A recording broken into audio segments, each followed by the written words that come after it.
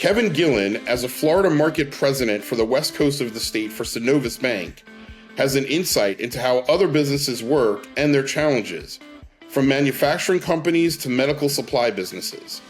In that role, he's also keen on trends, something the Business Observer focuses on too, online and in print. These are the trends that matter for your business. To read those stories and more, subscribe to the Business Observer. Go to businessobserverfl.com to sign up.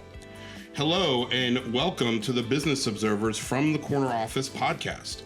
I'm Mark Gordon, managing editor of the Business Observer. Today's guest is Kevin Gillen, Florida market executive for Synovus Bank. Kevin, welcome, and thanks for being here. Mark, I am thrilled to be here. Thanks very much for having me. Yeah, we're going to get into leadership and some different things you've done in your career, Kevin.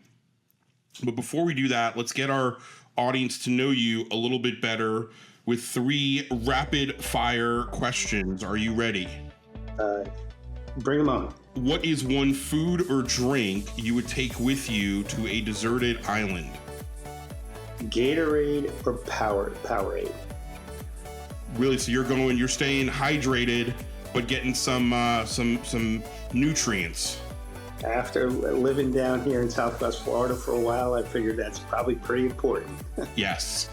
Okay, practical. I like it. What are the 2 most used apps on your phone? That would be Outlook, and I got to tell you, it's a toss-up. So Outlook and WeatherBug, because I travel a lot, so I'm checking on that. And then the 2 other toss-ups would be Ole Miss or the Business Observer. Yes, the Business Observer app. That's the $1 million answer, Kevin. Excellent. And Ole Miss. So you are an alum of Ole Miss. I'm a Rebel wannabe, but we have 2 of our 4 children. One actually works at the University Athletic Foundation, and our other is going to be going in her junior year there. So excellent. Rebel with pride. All right, last rapid fire question. Who is one person, dead or alive, that you would like to have dinner with? I have to say my mom and dad. Are they still here? No, they both perished at young ages and very suddenly, and unfortunately didn't have a chance to really enjoy their grandchildren, and they'd be real proud of it. So it'd be kind of neat to do that.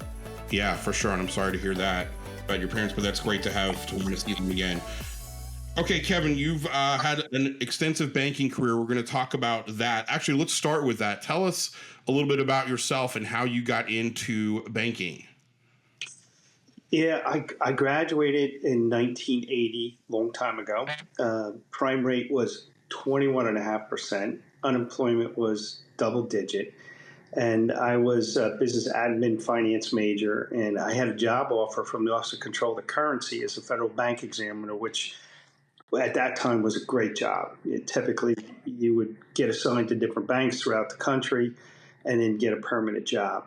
The week before graduation, I go to my mailbox and I have my football bud staring over my shoulder. And there's this beautiful letter embossed from the President of the United States. I open it up and I'm thinking it's a welcome letter. And it was signed by President Carter. And in essence, it said, due to severe economic conditions, we regret to inform you all federal job offers have been frozen. And summer, I went to work as a grunt on a construction crew during the day, and I was a bartender and bouncer at night. And back then, it was the old typewriter and word processor and banging out resumes. And I got a job with the largest bank in New Jersey that had been around for about 150 years as a credit card collector. And nobody was paying their credit cards with interest rates and unemployment. So it was a real character building opportunity. I stayed with that company for 20 years and eventually became president of their New Jersey division. That's kind of how I started my career on the commercial and retail and treasury management side. Not the typical entry into banking where you hear these, you put the suit and tie on and you go to the college fair and you get a job at B of A or Wells Fargo or Wachovia, a much different entrance into banking. Very much so. And it was a 7-day-a-week, late nights, all kinds of tactics that you probably wouldn't use today in collection efforts. I am sure for that. And then I noticed on your LinkedIn profile, so you work in banks, you're working your way up, and then tell us about Private Eyes Inc. You had Yeah, this that was a little interesting bit of a stopover. yeah, that was absolutely. So actually, the reason that goes back to the question having dinner with my mom and dad. So not only did I lose my parents, but my wife lost both her parents. So we lost all four. And at that time, I had a great job at my former bank at the highest level I'd ever attained.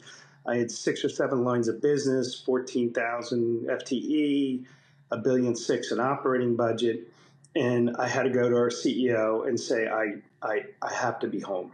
I promised to find my takeout person.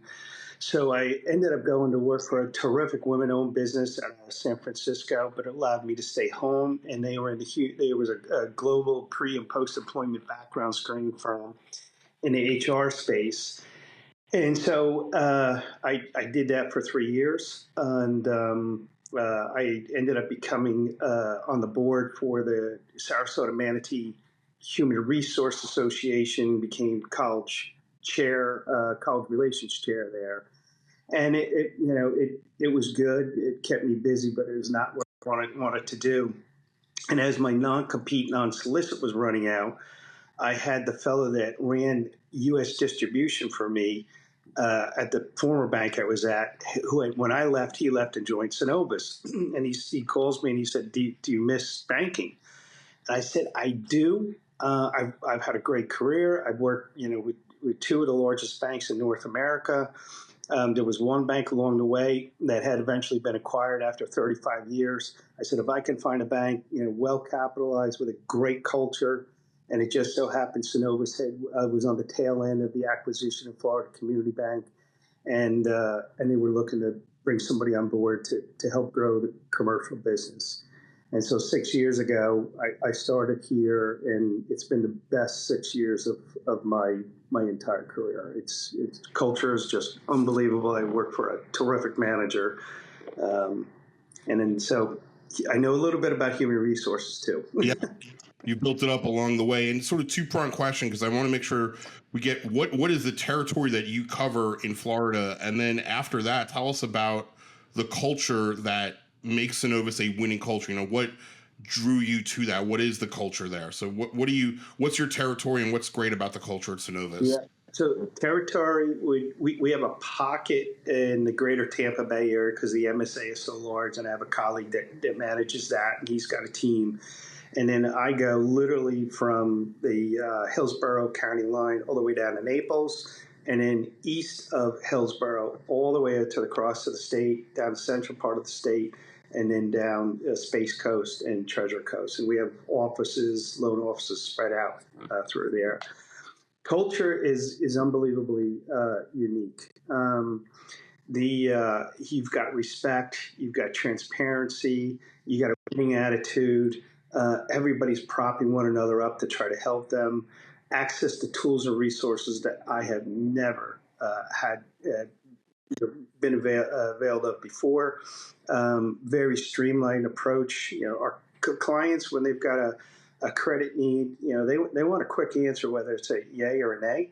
And so we have got all of our subject matter experts, treasury, trust, private wealth, merchant. They all sit right here where I am in Sarasota. So when we go to market, we're really going with an arsenal of subject matter experts there. Yeah, that's excellent. And all right, so you've had this banking career. I'm curious from a leadership standpoint, one of the things that I think is so great about being a reporter, I always say this, is it's a window into a business reporter. It's a window into other people's lives, right? I don't do that work, but I get to meet a manufacturer or a tech company or a restaurant owner. And as a banker, you get to do the same thing, right? You're a little bit more in depth in, getting these loans out. I say all that to ask you, what have you learned from leadership, from working with clients at Synovus and your other banks?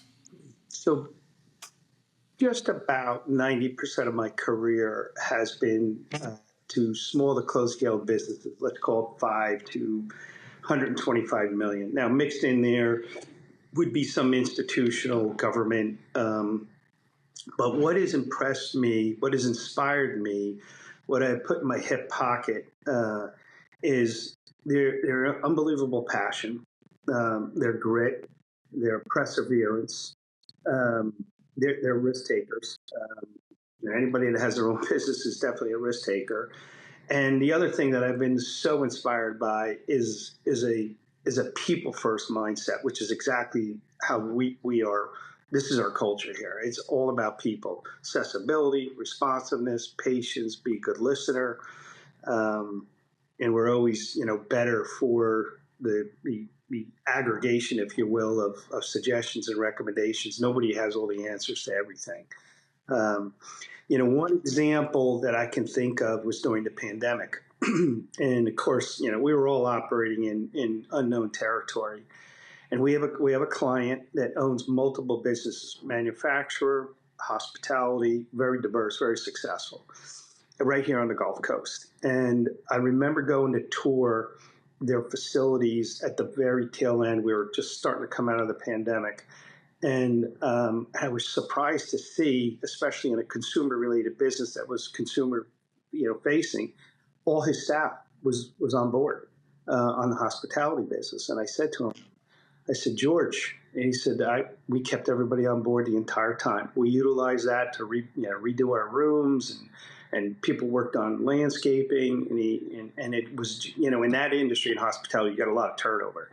And no surprise, his people have been with him for decades. And so I thought to myself, boy, that is really making a sacrifice, and great example of putting your people first. And there were so many stories out there during the pandemic similar to that. Yeah, definitely inspiring. What about you within the bank and in your career, when you're either hiring people or promoting people in your organization?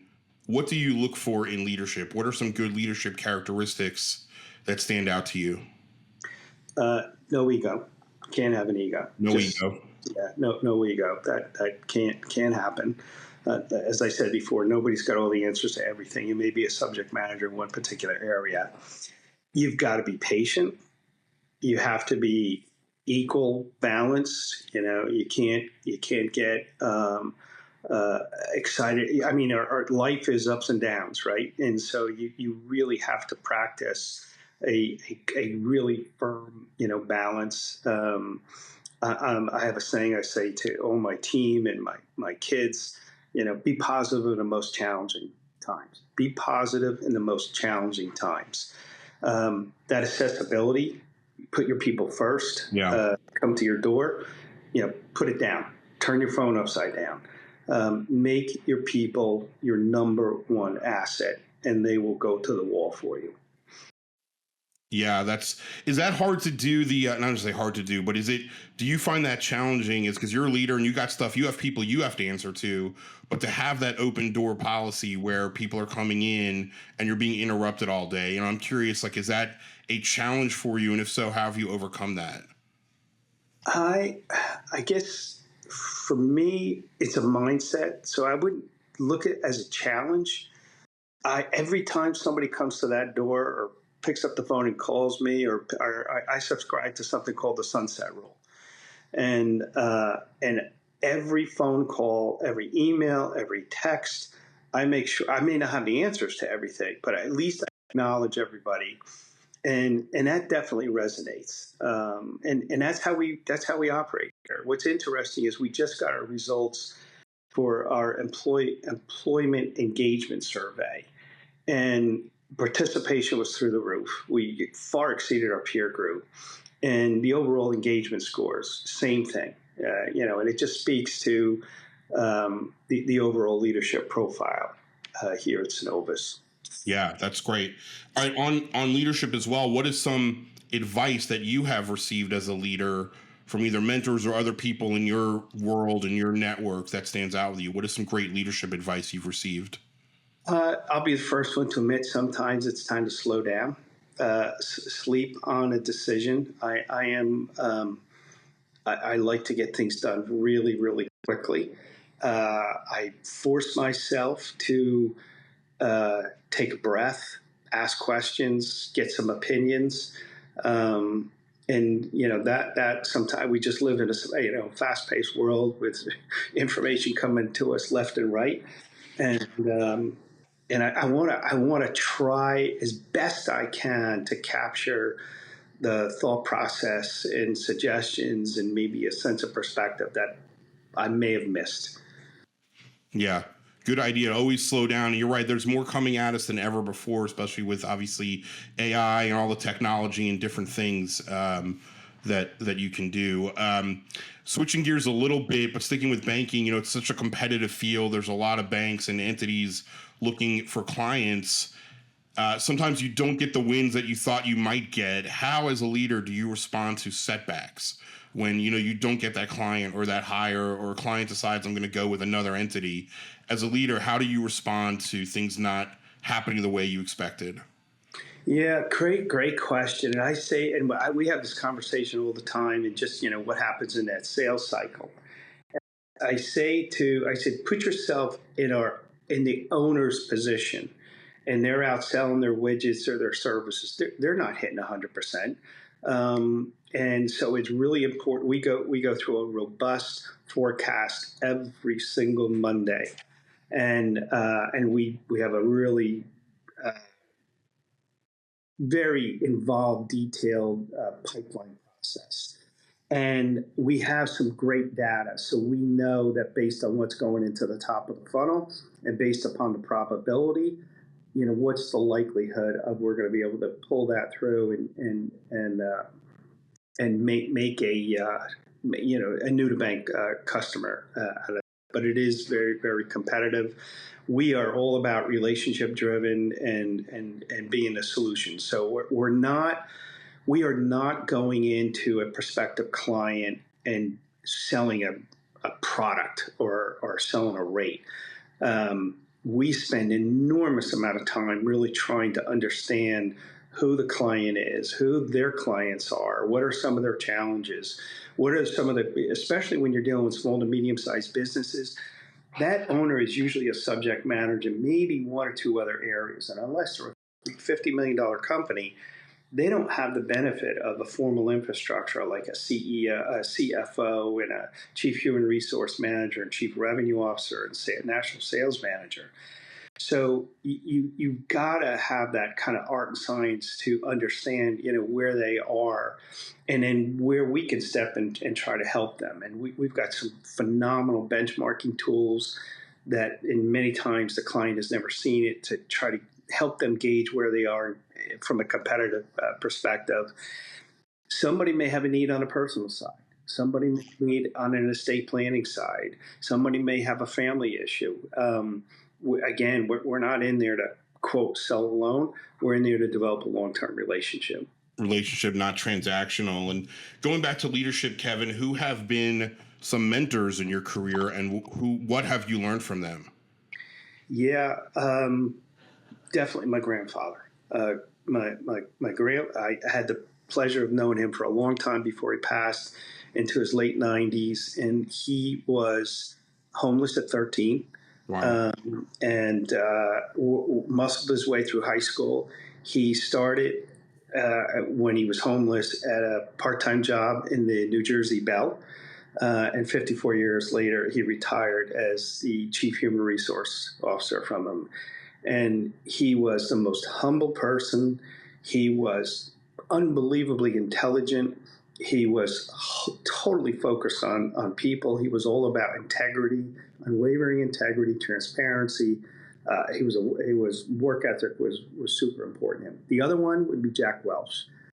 I was really fortunate, probably in my late 20s, to be one of a dozen folks from the bank I had worked with early in my career to be sent off to a 2.5-day leadership forum, and great speakers. The last day, there were 12 people in a room from breakfast through dinner with Jack Welch. And it was the most amazing experience I've ever had from learning and development. And he, if you know him, that you read any of his books, he was all about building the team.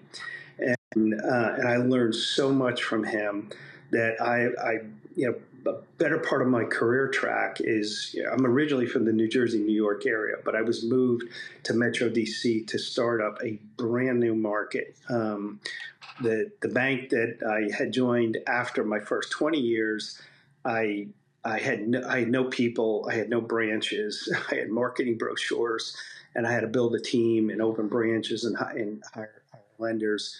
And when I ran U.S. Mortgage, same thing. I had to build a national sales team there, and I attribute a lot of that to what I learned about, you need to be recruiting and building your team every single solitary day. Yeah. And so that has really resonated with me. Yeah, Jack Welch, which for those who don't know in our younger audience, right? I wonder how his name still resonates today, if it does, but he was building culture before it was cool to build culture, right? I mean, that was the GE way probably 40 years ago. Yeah, he was definitely iconic for sure. And your grandfather sounds amazing. What was his name? Sylvester Gillen. Yeah. What a life to go from such difficult circumstances to work his way up to this amazing career in life. Yeah, and it was funny. So when he retired, they moved here to Sarasota. So I've been coming since I've been 10 years old, and it got my wife excited about the Gulf Coast area. But even when he was in his late 80s, he had passed the CPA exam for AARP to do volunteer work. Mm-hmm. He worked at the Ding Darling Refuge Center down in Sanibel as a kind of a tour guide. Yeah. He was a Eucharistic minister. He was a lector at the church. He was just a really special person. Yeah, absolutely. All right, Kevin, one last question as we're getting here into summer in beautiful and hot Florida. What are we looking forward to at Synovus Bank for the rest of 2025? What is new and exciting and that you're particularly excited about coming up for the bank this year? Yeah, I would say we're bullish on the general economy here in Florida. I don't know how you can't be when you think that there's roughly 1,000 people moving here a day. We always kid ourselves that we live in this kind of bubble. And as much as people might complain about I-4 and I-75 and all the traffic, the way I view it is every morning I'm on there and I'm going to see a client, and all I'm counting is the massive movement of trade. Yeah, trucks and vans and delivery and all dealing with infrastructure there. So we're really, really excited about that. Big focus on the medical dental specialty area, especially again. I read a tidbit over the weekend where it said by 2030 we are going to have, and I might be off on my years because it's going to double between 2030 and 2050. But the cliff notes was there will be 16 million new 80-year-olds. So just think about what that means. So we're really high on senior housing. Yeah. I mean, you can't go anywhere in the state and there's not cranes going up and the expansion or building of new hospitals. So we do a tremendous amount of financing in the specialty healthcare space. Right off university, we've got a great new project going on for an inpatient rehabilitation facility that is in high demand here. Manufacturing, healthcare, medical healthcare manufacturing companies and supplies are going to do really, really well. So we're very diversified from a portfolio approach, but those sectors, private schools, private academies here in Florida, doing extraordinarily well. So it's a lot to be excited about for sure. Excellent. That sounds great. Kevin Gillen, Florida Market Executive for Synovus Bank. Thank you so much for joining us on the From the Corner Office podcast. Thank you. Thank you for listening to the Business Observer From the Corner Office podcast. I'm your host, Mark Gordon. This podcast was produced by Reed Corley of the Corley Company in Sarasota. To hear more episodes of From the Corner Office podcast, go to businessobserverfl.com.